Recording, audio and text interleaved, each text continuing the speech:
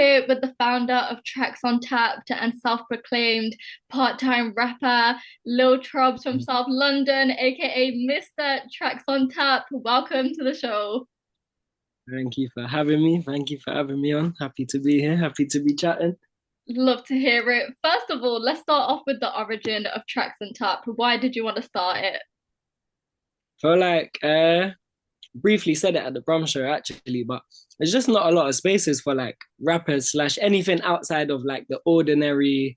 It's mad now because rap is actually ordinary now. Like it's in the charts. It's big. But at the time, like 2018, 2019 times, I feel like obviously rap was very like prominent. It always has been, I guess, at least from my perspective. But yeah, performance wise, spaces wise, support wise, I just feel like there wasn't enough.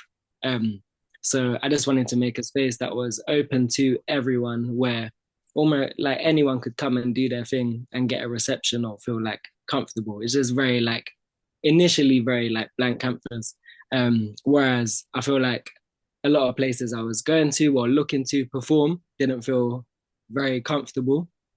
It's kind of like a lot of places will be open to everyone, anyone can come along. But I feel like, yeah, it's kind of like easier said than done because I feel like in reality, it wasn't always that comfortable. And yeah, I feel like making, I guess in real life, making a space for people to just do their thing, anyone to come and do their thing. And then I guess community naturally builds that way. And then online, it was more just like support network. I feel like as an artist, I used to try and push stuff out. You're asking everyone, can you share this? Can you do this? And there's not like much support back. People will also ask you, see, there's not much support back. And it was almost like if I support X and Y, and then in turn, X and Y support me, it's like everyone kind of gets what they want, but you just have to, it's like almost you have to do what you're asking for. And I feel like that's how the support network built. So a mix of, I guess, ultimately building like a support network, which then became a community. It's mad speaking in like foresight because we're so far in. I wish I had like diary or journal of like those times. But yeah. 100% take it back to the beginning. So in those beginning stages, it was an Instagram page and you kind of built this community up and then decided to do events. At what point did you think it's the right time to do events and how did you go about doing that first one? So initially it was yeah, Instagram page started in October 2018. And then in December 2018, I was actually performing at a friend's show in Streatham Space, which is where we done our first events. But from me performing at that show, um, introduced my like spoke to the guy who was running the events there, a guy called Harry. He saw what I was doing online with like tracks on tap and stuff, and then he actually shouted me and was like, I initially was thinking about doing my EP launch there for Busy Doing Nothing, which was like the previous project to Busy Doing Something. But he was like, why don't you have you thought about doing an event for Tracks on Tap, like the online, basically the community you have online? He was like, it was this whole thing of like bringing the page to the stage. And then I was like, I would be down to do it, but I have no idea what I'm doing. I've never ran an event before. Yeah, all I was doing at those times was like courses, kind of like music business courses with like local charities and that where we're just learning bits, people from the industry coming in. Feel like the only knowledge I had was from that kind of stuff. No actual on the ground doing it. Um, so yeah, I was very like skeptical at first, but it was just like a what's the loss? Like say we put one on and 10 people turn up, it's like so so what? You know, like there wasn't anything to keep up. Like it was nothing in the first place. And then yeah, he basically invited me down to do it. He was like, let's do a 3 month trial, and then if it goes well, it can become like a regular fixture at Streatham Space Project. So that was actually how I guess it came about of going from just being a page online to doing it.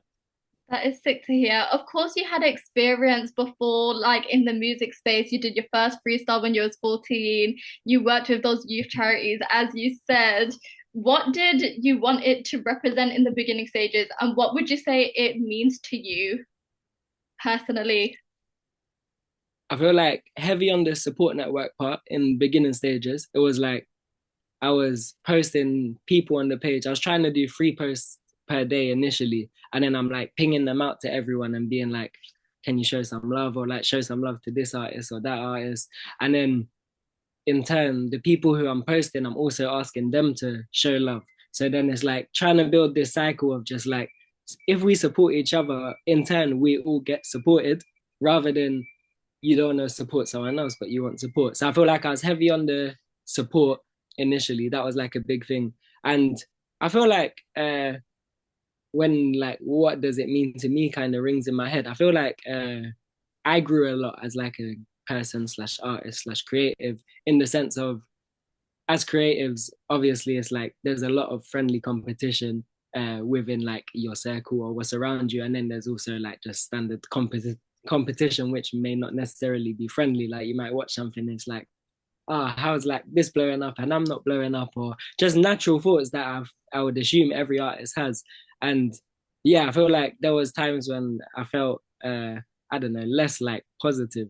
And I feel like kind of seeing the good in others or rooting for the good in others and supporting others kind of built up my whole like there's space for everyone. Everyone can win. Like someone else winning doesn't deter me at all. And then yeah, I feel like yeah, support. I feel like in the beginning, on the whole, like support was huge, and it meant a lot to me to, I guess, be able to support people, and from doing that, see other people support each other. Like some of the, even up to now, it's like some of the ripple effects, or people will come and tell stories from how they met this person or that person or whatever through TOT, and I'm like, yeah, it actually mind blowing. Yeah, I love to hear how like genuine and meaningful it is because I feel like the online discourse is always the UK's bad vibes. Like it's hard to do something creative in the UK. And I love how you really thought, nah, leave that. Let's create a space for everybody to kind of get involved and join in.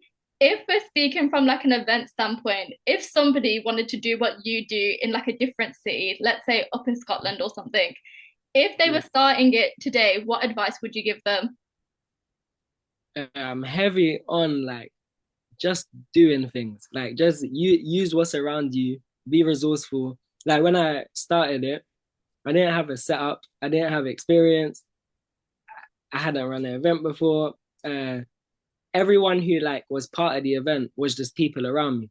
I was like, yo, to just my friends who make music, and I guess people who weren't necessarily friends with, but just who were around me. Yo, would you come and perform at this thing? And then it's like using what's around you. Even the venue, I guess, was just from me naturally just doing, like going and performing somewhere, networking, making the link.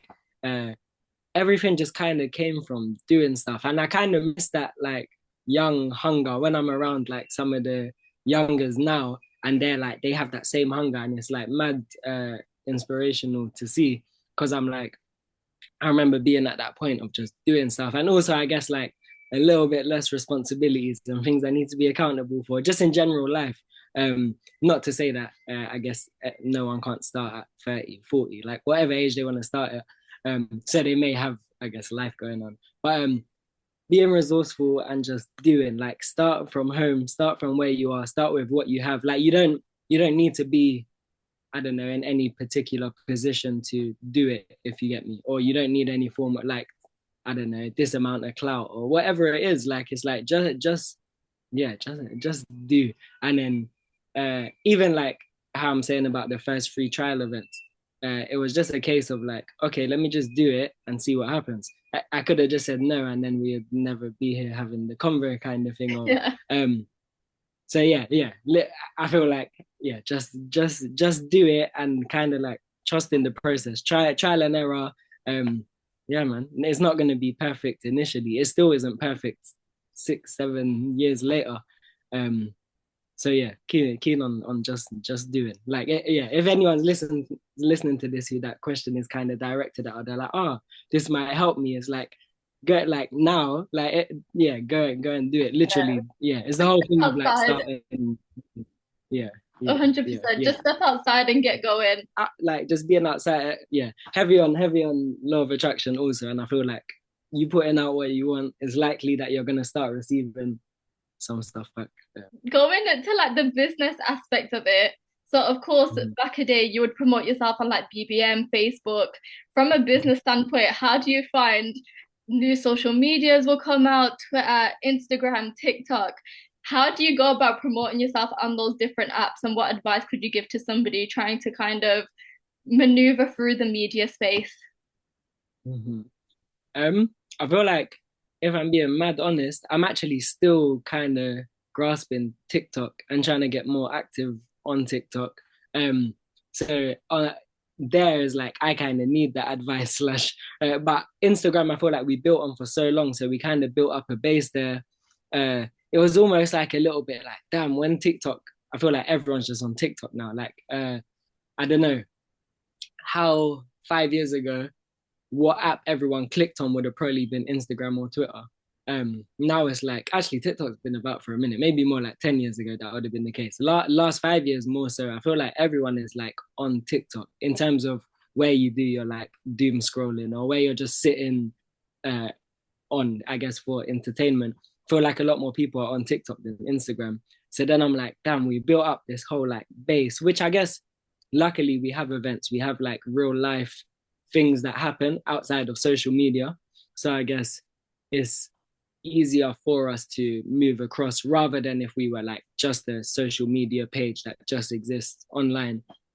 It'll probably be a bit harder to transition. But I feel like I don't know, man. It's so that I guess it's one of those things where it's like I don't know what the right answer is. I think for some people it works good to spend time away and then pop back up every now and again, and engagement's always high when they do.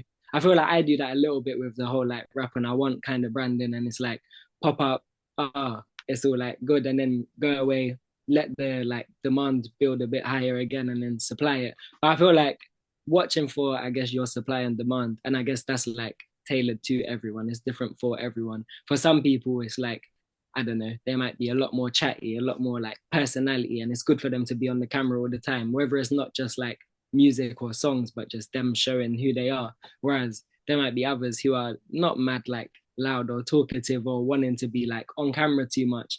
And they might just show off themselves in more of a like artistic way, just through music videos or whatever it may be. So I don't know. It's kind of hard, but I feel like being active to a certain extent. I guess I think building consistency is always good. Like a lot of people do, like a freestyle Fridays where people know like every Friday there's going to be something, or people might drop podcast episodes every Monday 7 p.m. I feel like having like consistency is good. If I guess like your show was at a different time and hour every week, it would probably be harder for people to keep up with um, than I guess some form of consistency. Uh, so yeah, I feel like consistency is good. I'm actually I feel like giving the advice, but I need to also take that advice myself. But yeah, Instagram, I guess that's probably what I can speak on because I guess we built up to like 10K plus on Instagram from literal zero, and we've actually never spent on tracks on tap on like adverts on Instagram. So it's purely like no zero marketing budget in the whole 7 years of building it. But yeah, I feel like it was a lot of consistency, a lot of again building with people around you. Every time we supported someone by sharing someone, putting them on our story, they're likely to repost that, and then artists are usually friends with artists, or creatives are usually around creatives. Other creatives would then see us, join in, we may support them, and the cycle continues, kind of thing. Yeah, Um, yeah. that is sick to But like, I hear. feel like I don't want to like waffle and be like, oh, you should do this and do this if I'm not kind of like I can't practice what I preach. Yeah, But I feel like Instagram was a strong build, consistency, and just again the people around you. Um, TikTok is so sick for new audience. That's kind of what I see. Even when I post on TikTok, a lot of the people tapping in are not people I have on my Instagram. It's like people who have kind of found me on there, and then if I was more consistent, they would probably be even more tapped in. But yeah. that is so fair. From obviously starting the event like 7, 8 years ago in London, why did you want to bring it to Birmingham on October 29th? Feel like Brum was like the we talk about it like the GTA map. When you're playing GTA and when you get to a next bit, the map starts like opening up, and then you find like a new bit of ground that you haven't been to before. And I feel like naturally from London and wanting to branch it out, Brum just makes sense. Like it's like almost like the next place to go before like a Liverpool or a Manchester. Um, and I feel like also just hubs for talent. Like there's known hubs like a Birmingham, like a Manchester, like a Nottingham, like a Liverpool. We know like Coventry. I feel like play there's talent everywhere. It's just what has like come through. And again, that's from like things being built up in these places. I guess like I always knew of P110 even from London times because they were all around the Midlands kind of thing, and even I guess further up north, like with artists tapped in. So then it was always like space there. I feel like Manny has always just had artists coming out, big artists, even from I guess back in the day, like bands and that. But I guess for more like the world that we're in, for like the H's, the Bugsies, Birmingham's got like the Millions, the JKs, the Mist. I feel like there's people who like put cities on the map. Um, so yeah, always been keen to branch it out. I feel like my plan was always like building sideways, and I feel like with sideways you can reach like further than just building up. Like we could try and just build it up in London and have, I don't know, try and sell like 1,000 tickets or 5,000 tickets at like one event. But I just think there's more value, more reach, especially based on like what we do and how that can expand in just building like on the ground, building out further, being able to reach more people. From up here is like I guess we can see more, but we're like not actually tapped in with like grassroots. We will start almost moving away from it. To do that, naturally we'd have like bigger artists to sell that much tickets, or and then it kind of takes away from what we're doing. I think a balance between would be nice because I feel like Upways is always like a lottery ticket type build. There's always like tracks on tap projects coming out, or me dropping a project with a bunch of the artists. And then it's like if something takes off, if like I don't know, a song goes crazy and then a label want to sign or whatever, it's not like we won't go that way because I feel like it also helps the sideways build. But yeah, also a reference point for building out. There's a film called The Founder, and that's like a big inspiration behind why I want to branch out, or like not why. I guess I wanted to already. Then when I saw that, I was like, wow, is yeah, yeah. I'll leave that as like a reference point for whoever to look at can go and look at. Yeah, we have to all watch it. I love the fact that with the events, you have like the established, of course, artists, and then you have that open mic section. At the Birmingham Mhm. event, there was one rapper who was in the open mic section and he was so sick. He got two wheel ups, and the host was like, "We're gonna bring him back for another event." How do you choose, like, in those moments? Okay, this is the artist we're gonna put on the ticket next time. Uh-huh. I felt yeah, because I feel like I literally remember that moment. I remember being on the left side of the room and looking up at the stage, ironic left side of the room. And the artist is actually called Left.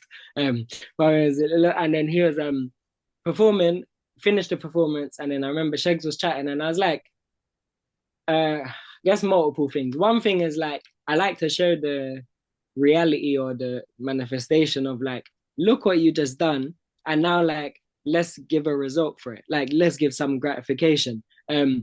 So after getting two wheel ups, and Left actually was like he used to jump on the lives and that back in like lockdown times, maybe like 4 or 5 years ago. And again, this is the whole thing of like leading up to branching out. Is like because I guess we sold out our first ever show March 2020, and then lockdown happened, and then during lockdown our following tripled in size because of just being online, being on lives, running competitions. And that was like how we tapped in with I guess so many artists outside of London, Left being one of them artists. So it was so sick to also just I guess I knew he was good, and I expected like levels, but it's still mad impressive to see. I've never seen him perform in real life before. um and then yeah, deciding that was like, well, I guess I have like a good gauge of like the levels or like uh artists who we have on lineups normally. And I guess because of how long we've done it, like in London, I've seen so many people go from open mic to support act to like headline act. Um, so yeah, I feel like yeah, you just like know. I feel like the room knew, like like as soon as it's like he's gonna be on next, the room's like yeah, absolutely, like of course he should be, but yeah, I think just to touch on the open mic versus lineup as well. I feel like I guess the lineup comes from the open mic. almost everyone you'll ever see on the TOT lineup would have done the open mic or cypher. Um, and open mic, I think the sick thing about it, or like the beauty of it, is it's just so random. Like we don't even know what's gonna happen. Whoever comes and signs up, signs up, and whoever like ends up on the stage. There's no we don't hear their songs before. We don't know what they're gonna do. And again, I guess it ties back into that whole like it's a space for anyone to come and do what they want to do. But they could pull out anything and it would be like cool. So I think that's like the fun of it. Also, like part of the entertainment to watch. Um, and yeah, I think it's just good to have like that space where people can come along and it's like, oh, maybe I'll jump in, maybe I won't. Maybe I'll get there and sign up. Maybe I'll get there and be like, I'm not really feeling it today. And it's nice to have that. I guess the artist on the lineup is like, you're pulling up and performing and they know that. But I guess that's, they've done that process already. So now they're, yeah, obviously comfy to do that process. Yeah. Going into the law of attraction, you speak a lot of putting things into the universe. What have you put out into the universe that's come back to you? Yeesh. Oh, I feel like, oh, damn, so many things. I'm like, what's like significant? I feel like TOT alone is like such a sick, I guess, like manifestation. I think the Youth Music Award was very, very sick, like a very like proud moment, big achievement, and just tying into the law of attraction part was like putting so much out. And the first year, 2021, when I got nominated for the Youth Music Award, went there and we didn't win the award. And I guess it's like moments where you're like, can either just be like, oh, like forget this, like, yeah, whatever, kind of negative vibes, or be more on the positive, more on the like, it's coming. Like, even recognizing it as like, I got nominated. Like, I was in a room with like the caliber of people in the rooms, people I like look up to, bam, bam, bam, in the room. And I'm like, this is mad to even be here. So I feel like even that's part of it, like that gratitude, that appreciation for it. And then I guess continuing to move forward, like, all right, what's next year? Like how long can you deny it for? Like and I guess I genuinely didn't believe it could be denied for that long. And then I remember going there the next year and I was torn between, I guess because of almost in a way like the fear of losing again. I was torn between feeling that and being like, oh, I don't want to like gas ourselves too much, or like I don't expect to win. I'm not entitled to a win. But on the flip side, I was like, nah, like I'm not leaving here and not winning today. But I don't have control over that. All I can do is just the most that I can. And that's that. It's up against other people who may also be doing the most that they can. That was always a conflict for me, actually. Like, if I'm heavy on law of attraction and someone else who's like nominated, for example, is, or like I'm in a competition and someone else is, and we're both going, so then what does it come down to? Because you're both like pushing. It's like, who wants it more? How's that decided? I don't know. But yeah, I feel like it's kind of like a blinkers, kind of like tunnel vision vibes where it's just like, uh, don't matter who's else. Yeah, I feel like the second year was kind of like I'm winning. I'm winning. Like it's happening. It has to. And then I feel like when it did, I was still shocked. It wasn't like, again, it wasn't like expecting it. It's just a balance of like, I don't know, hunger and appreciation. I feel like it's always good to want more. It's always good to like keep pushing for more. I feel like naturally as humans, we're almost always gonna do that, no matter like how far we go. But um, I think the like more importantly is like appreciating what we've done. Um, I guess like yeah, be it after being nominated and not winning, I can, as much as I want to win and I'm going to come back next year and that's the focus, and it's like moving forward, it's mad important for me to take that time to appreciate just being there, just being nominated, being recognized, getting that recognition. And I feel like, yeah, it's they both kind of drive each other, I would say. If I didn't have that appreciation, then I guess like how can I move forward and almost look forward to winning as much if there's yeah. It's like I do this where I like waffle around and then I get to like where I feel like is the end and I'm like, this don't feel like an end, but I'm just like, I hope within whatever I say, people get something like out of it. Like it'll be different parts for different people, but hopefully people are like, oh, that's helpful, or like, and someone else might be like, oh, that part was helpful, and yeah. No, 100%. I love it because you're really coming at it from so many different angles and you're really explaining your how you're feeling and thinking in that time. And other people who want to achieve similar things, if they can chat to somebody who's done it, they can know what sorts of feelings are. Like with you, you said you lost the first time, it was your motivation to go harder, and you won in the end. Mhm. Congratulations. That's what you're supposed Thank to do. you. We're always supposed to push forward. 100. Appreciate you. But yeah, literally that. Yes. Yeah. I like Going it. into your EP then that dropped earlier this year, Busy Doing Something. You say on Spotify you're a part-time rapper. Why did you want to drop this project? Why was this the time to get back into your rap bag?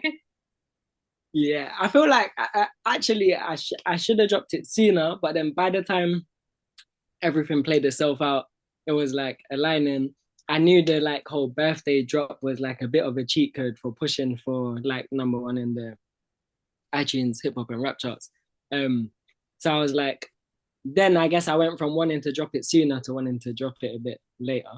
And then when we initially made it, I was just in a swing. Like the first three songs off the tape, we were like recorded in the first day of us, like I guess recording the tape, and then I guess that's the majority of the tape because it's 5 songs. There was only two more to do.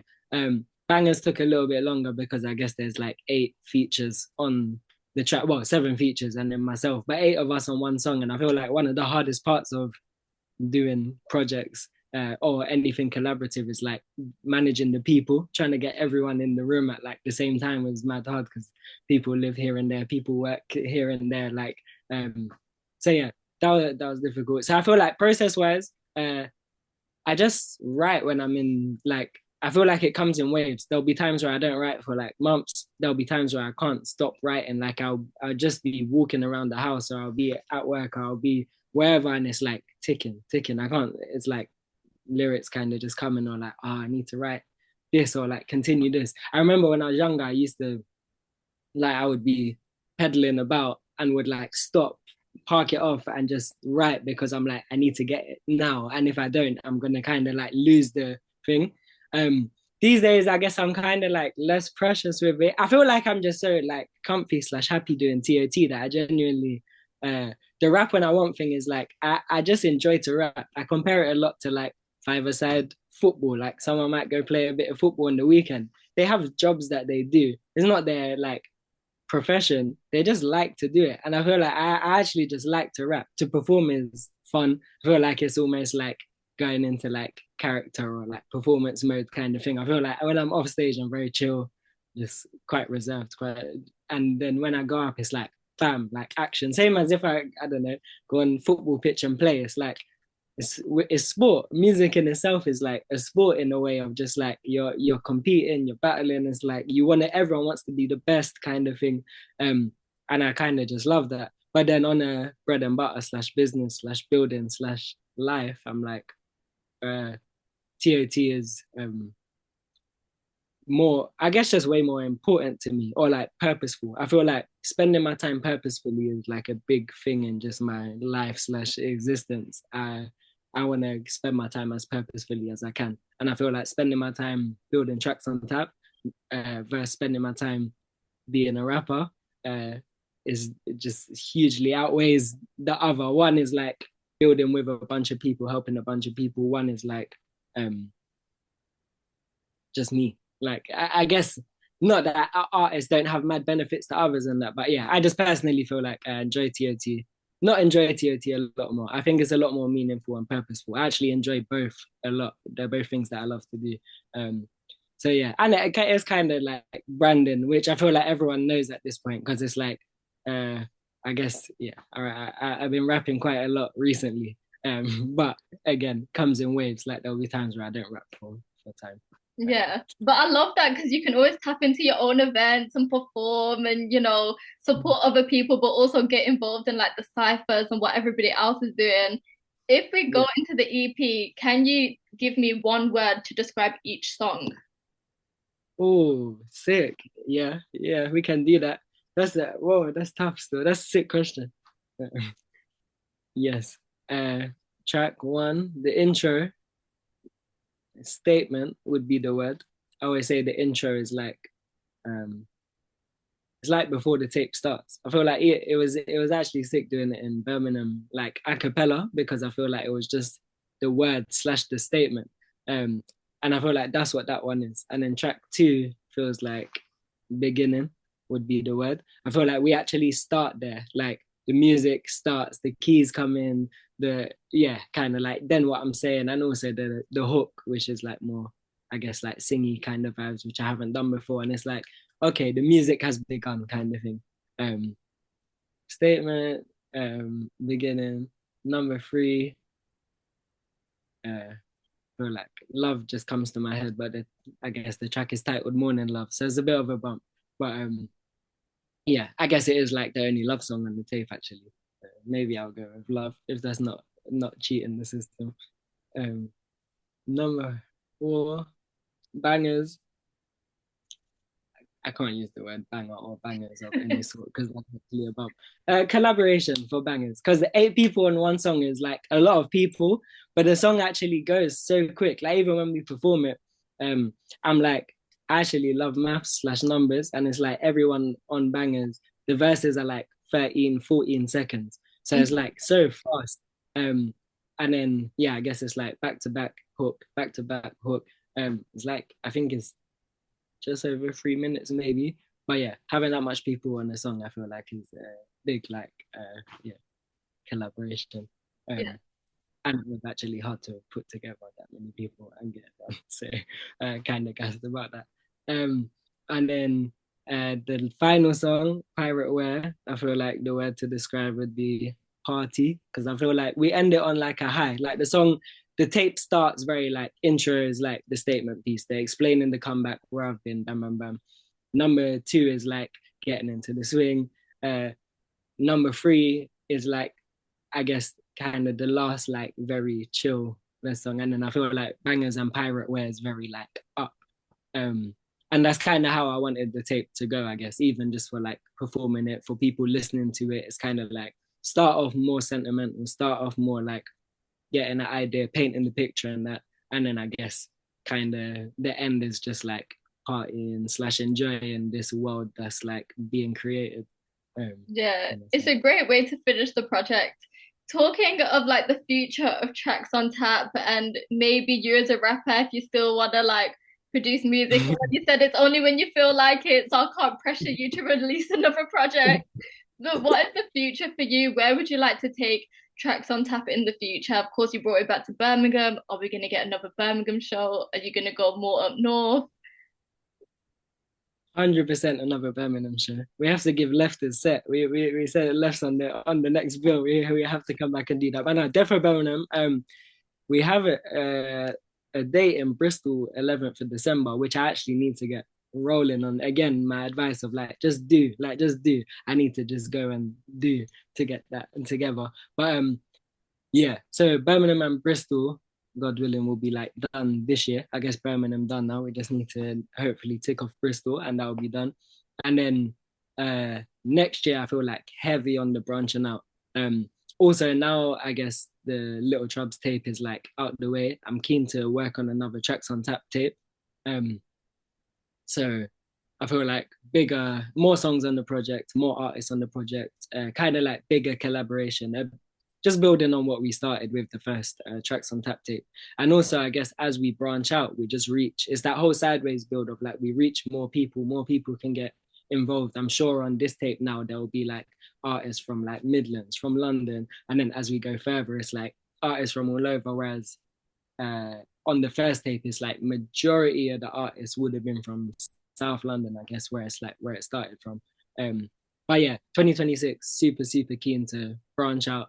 And I guess longer term, just like it would be ideal to have like a base or hub in each of the, I guess, cities that we look at as music hubs, but also creating more like allowing more cities to be looked at as music hubs. I'm sure there's like yeah. I feel like I grew up in the generation of everyone wanting to be a footballer. I feel like that switched like 10 years after. And in the last like 10, 15 years is very much like rapper or like YouTuber, kind of is very like online. So I feel like the appetite for it is huge, and we've never seen UK rap export the way it's being exported today in terms of just like worldwide, the growth, like yeah, Europe, America, how far it's going. Um, so yeah, I feel like the UK rap is in a good place. I guess UK rap is a big part of like our events or like branding, what we do. Um, so yeah, I feel like just continuing branching out, continuing moving, continuing to build in London. And I think branching out makes us bigger in London in a sense. And yeah, it's the whole like TOT to the world. But where does it stop? Like there's talent all over the world. Mhm. Um, so I guess there's no reason why this can't just continue to build all over the world. Um, Another reference for the founder, the movie. Yeah. A must watch. That'd I cannot wait to see the community grow. You've built such a good foundation for it. And I love the fact that you're branching out to different cities because there is so much talent around the UK, around the world, as you said. And I feel like the Birmingham scene, Manchester scene might not get as much love as London. So I love the fact that you guys are taking what you've done that is so meaningful and purposeful for communities and people and branching it out. To finish be, off, are you ready for my final five questions? yeah, All right, I'm sure. question number one. If you were a boxer, what would your ring walk song be? Oh yeah, this came to my head quick actually. I think Meek Mill, Dreams and Nightmares. That's Um, a that, classic. that intro is huge. Like I feel like when they do the slow walk out initially, and then they get to like the kind of top of the ramp kind of bit, then it would drop, and then it would be like, or maybe it'll drop in the ring. I don't know. I don't know. But yeah, Dreams and Nightmares. I feel like is my gas kind of song. We was actually listening to that at the Youth Music Awards this year. Mhm. Um, After Shogun and Dia, who are like two kind of like close people in the community, but they won an award for their song. I remember we were just in the like bathroom after, just blasting off Meat Mill, so dumb. And then yeah, A but yeah, that would be classic. my. So, if you were in a food fight, what would your food of choice be? I think it would be like a jam donut, yeah. And the reason why I say that is because I'm like I think I'm good at throwing, so that would be like my bag. Um, and I guess it's got enough weight to go like far, like like wherever you are in the room, I can probably hit you.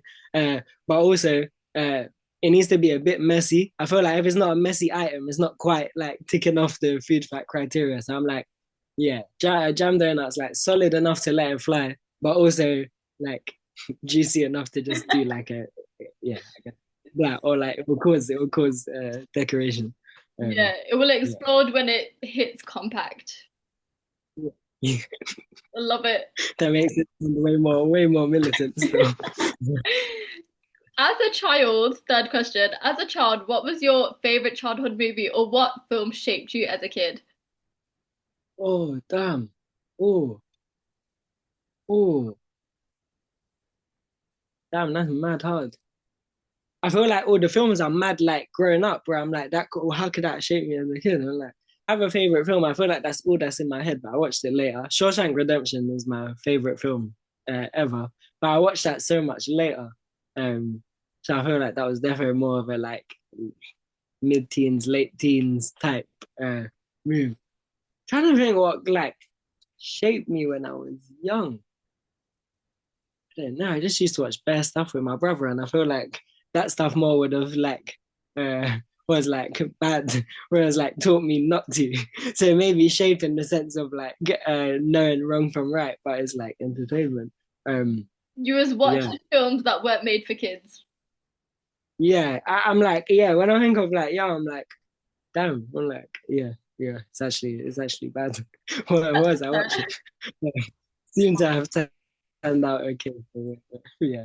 But yeah, The Shawshank Redemption is my favorite film of all time, or what I think is the best film of all time. Says, okay, fourth question. Death row meal. You have starters, mains, sides, drink, dessert. Ooh. All right, let's go. We'll go one by one. If you can let me know what each one. I'll do. I'll start on the starter. Yeah. Uh, this is actually kind of rogue, but I feel like I don't really get them in mains when I'm out in restaurants. I would probably have some wings. as a starter. Um, I feel like wings is like a big go-to for me. Um, and I feel like it's quite nice as a starter. I actually had it kind of recently as a starter. I was waiting for food and I was like, could just slap a couple wings like in the meantime. So yeah, wings would be my starter. Um, Okay. Mains? mains, I have like a clear answer. I feel like I've the mains question of I've debated before, but it's like my mum cooks this chicken noodle soup. And I feel like it's like just home vibes. I feel like if I was in a sitch like that, I'm on death row, last meal, that would be like the thing that brings me closest to home slash family slash like any form of comfort. Assuming that's what I would want at that time, because I guess on the flip side, people are like they're just yeah. But yeah, I feel like yeah, it's just like it's literally just like chicken, noodles, sweet corn, carrots, like potatoes, dumplings, just like I feel like very like soul food, uh, kind of vibes. So yeah, that would most definitely be my main. I don't think there's anything close to that, you know, that would take my main. Side and drink. Yeah. Oh, uh, mm, side because of the main. The side would probably be some form of bread, like to dip. Um, most likely. Uh, in Turkey, they have this hang bread that they just put on the table like complimentary while you're waiting for your food. I feel like I don't know if it classifies as a side, but that bread is slap. Normally, I do just have buttered bread at home and just dip it. So Mhm. kind of basic, but again, still ties into the whole like home comfort. What I would want. Um, drink. Damn. Uh, I might get either loved or cussed for this, but I don't really care. But just a cold water. Nothing beats cold water. Like there's fizzy drinks I love. There's juices I love. But uh oh yeah, cold water. And if it was not cold water, which I think is just elite, um, like freshly squeezed orange juice, but with ice cubes. Uh, yeah. Or maybe I would just take that. That's also elite. I love a cold drink. I'm more cold drink than hot drink. But yeah, a freshly squeezed orange juice with some ice cubes would be perfect. Oh, dessert is in there. Oh, oh, probably a chocolate fudge cake heated. Like I always heat it up so that they always have like a nice bit of chocolate on top and it just melts down the cake and then a scoop of just like vanilla, just normal like ice cream to go with it. But yeah, chocolate fudge cake, heated slash melted and uh, ice cream. Yeah, Yeah. props. It's kind of hard. Bare childhood desserts I hit in my head. I'm like, damn. I bet, yeah. But that was definitely my go-to. Final question. Top five albums of all time. Oh, damn. Cooked. I'm cooked. I'm so cooked. I'm so cooked as well because I feel like only maybe in like defo within this last decade I started listening to albums. But when I was young, I didn't really bang albums. Dream Chasers 2 by Meek will have to go in. That was the first ever album I listened to like fully. As an adult. I feel like when I was young, we was banging like the 50 Cent, the Massacre, and 50 Cent Get Rich or Die Trying. I would probably put him Get Rich or Die Trying. What's that too? Um, people can hate it or love it, but oh wait, let me think because when the spaces are getting smaller, I would have to like J Hus Common Sense would have to go in. I feel like musically that was just a different level for the UK. I love Big Conspiracy too, but Common Sense is just like it was yeah, I feel like that was still in the like this bangers. Yeah. Big Conspiracy has bangers, but yeah, Common Sense. Um oh damn. Do you know what's that free? I actually bang I feel like it's very cliche and everyone there, but it's like Miseducation of Lauryn Hill is just goated. Like I know it'd probably be in most people's top five, but I feel like I revisit that a fair amount. And it's a nice mix because I feel like as much as rap is as prominent in my life as it is, I actually listen to a lot more like R&B slash soul slash like vocal than actual rap. I feel like that album is a nice mix of like it's like rapping, but also it's like very soulful, very like you feel it. For Damn, damn, uh, damn. I'm definitely gonna think back to this. I hope I just forget my answer, but then I'll hear it back and be like, oh, how did you not say the oh, I have one in my head right now that I could say right now, but I'm just like, is there anything? I'm trying to just clear my bases before. Mm. So peak. I'm gonna say Stormzy GSAP because Stormzy is my UK goat. I don't care. Stormzy gets mad hate, but he's actually my UK goat. I feel like I watched it come up closely. I followed Stormzy from like 2,000 followers. I feel like we was like heavy, like watching everything. He was quite close to like I guess based close to where we went to school. So it was like um very close to home, but yeah, Storm's good. I can't not put that in. Kind of hate not to put in psychodrama. I feel like there's better. Yeah, Kendrick's tapes have been crazy. I'm like but just what I like. Really. Oh no. Oh, it's tap. I should have put in Drake. Nothing was the same. Nothing was the same to and the Take Care tape. Damn. Yeah. I'm cooked. I'm Too cooked. many I'm cooked. rap and R&B classics. It's too hard to fit in. Yeah, I'm actually cooked. Yeah. Yeah, I'm happy with. I'm happy. I feel like they're all sick albums. So I'm not mad. I'm not mad at it. People might give some Storm slander. I'm sorry, yeah. I like